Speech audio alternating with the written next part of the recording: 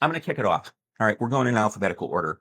And I wanted to start off by saying that I do not slag on vendors who get popped. It happens. I chose this particular case because I think it's pretty interesting. It's got a couple of things to it that are worth talking about. I'm talking about the Sonicwall configuration and password breach that happened. In other words, for those of you who haven't been watching the IT news, SonicWall's online storage for configuration backups was accessed by an attacker. It happened last month. As of this morning, they've updated SonicWall socks. Okay.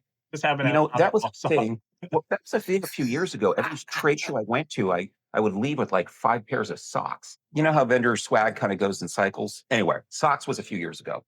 I'm easily distracted by that stuff. Oh, there we go. Gandalf. Yeah. Okay. Anyway, online backups for Sonic Walls were stored in a cloud service and provider's environment. They haven't, or I haven't come across which one.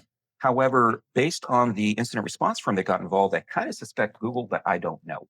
All right. So I'm just speculating on that. Now, originally, they came public with this in SonicWall on September 17th. They announced it.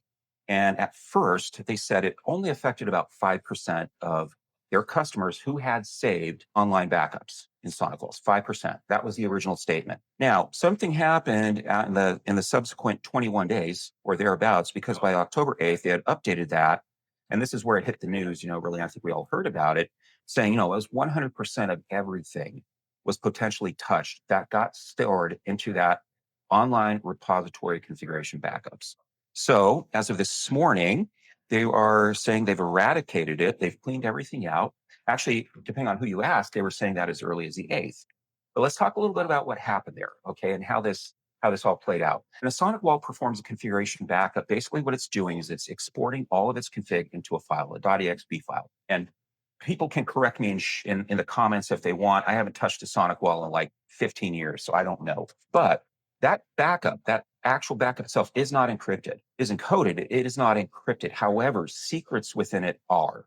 So individual secrets, individual passwords, shared keys, whatnot, they're covered with AE86, and that's for version 7 plus of the SonicWall. Older versions are 3DES. Where's the So key for that encryption? you know, that's a really good question. And I think we should talk about that one some more.